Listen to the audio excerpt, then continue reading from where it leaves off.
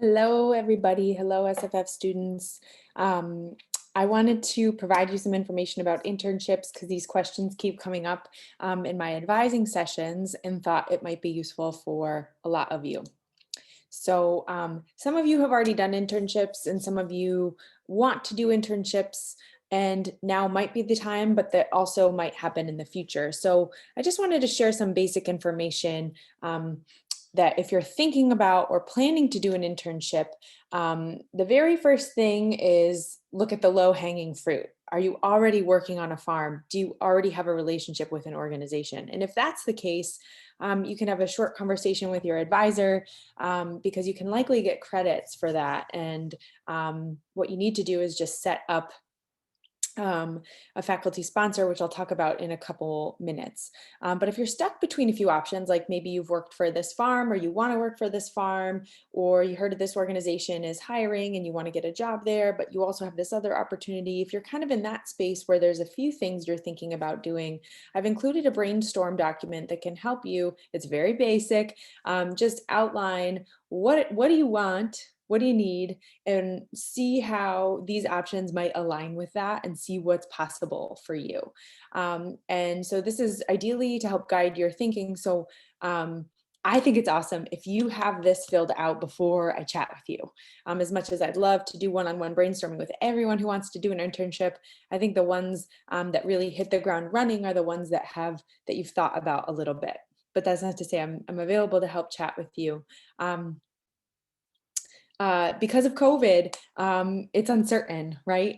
This fall, we have had students in internships, and you have to fill out an acknowledgement form, a risk acknowledgement form, and that says that there are risks in working on site at a farm with an organization or doing any on-site work. And then we just have to track where you are. If at any point, my hope it doesn't come to this, in the spring, the university can pull the plug and say you cannot work. You cannot earn credit for on-site work anymore. And so they'd be essentially pulling the plug of you doing on-site work for credits. And at that point, to earn those rest of those credits, you'd be coming up with some kind of remote plan with your advisor, with your faculty sponsor, I mean. Um, and freshmen and sophomores, if you don't already have a clear farm or thing that you're doing, my advice is just wait.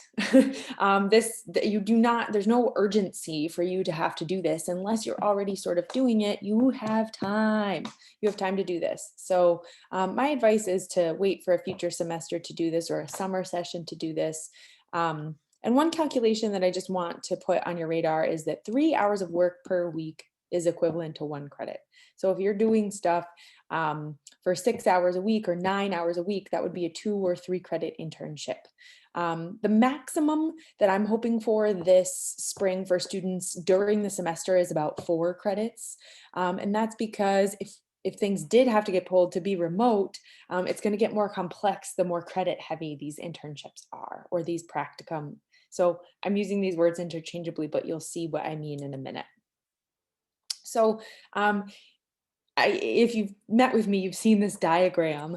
I often ask students, where are you right now? Where do you situate yourself? Our major is really broad. You can study food and farming through production, but you also can look at the social dimensions of food systems through food justice policy. Many of you are taking that course right now, and or ag education. There's opportunities to work with and for schools or farm camps, et cetera, in permaculture, agroecology, regenerative design. So where are you in this? Not exclusively, like not trying to put you in one bubble, but where are you? Because that's where you should try to grow your professional connections through having an independent study or an internship.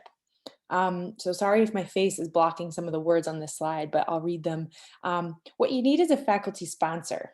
And so a faculty sponsor is going to oversee and support and make sure that you get enrolled in credits. I'm going to make sure that you've got some goals for your work.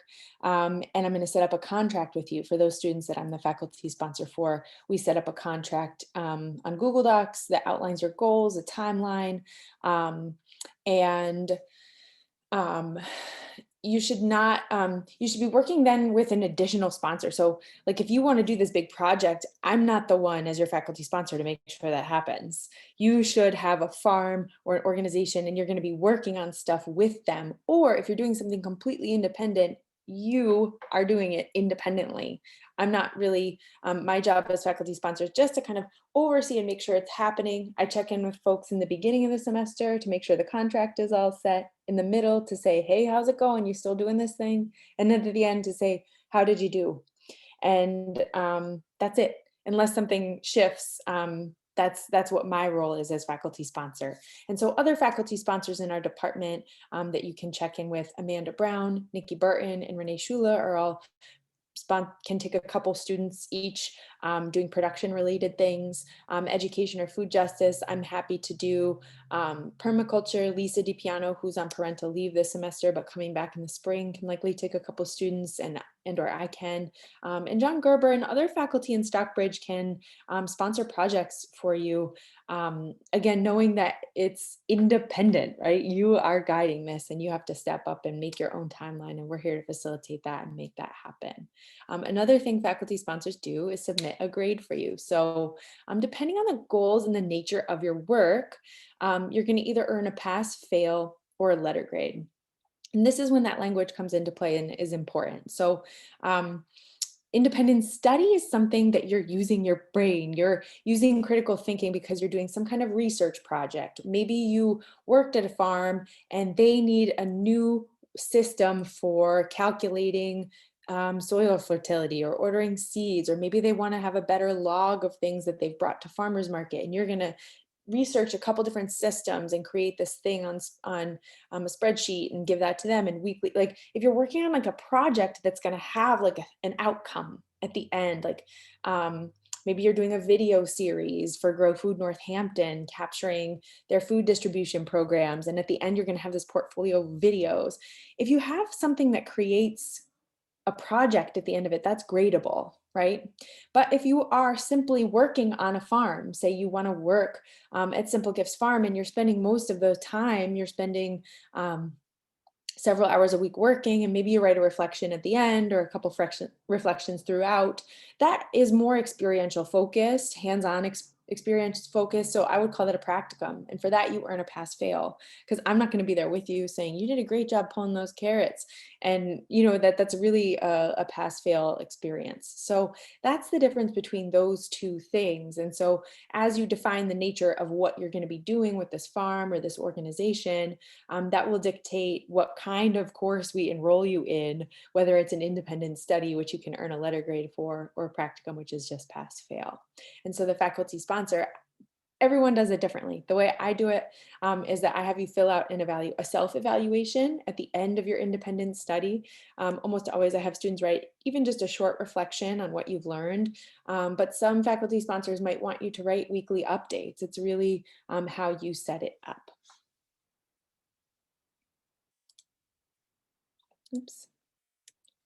So that's it. That's all I've got for you.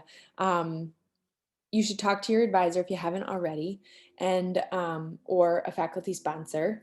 And you don't need to do it right now. You have time, unless you're a senior graduating, you have time to do this summer. If you want to do this in the summertime, you can earn credits in the summer, and it's great for secondary majors because you can get a big bulk of Stockbridge credits in the summertime doing something hands-on, making a professional connection, but you have to pay for those credits in the summertime, and those are about $200 a credit, compared to online courses, which are about $482 a credit. So you can utilize the winter and the summer for the independent study or practicum, but you need to pay for it during that time. If you have questions, let me know. I hope this helps. Have a great day.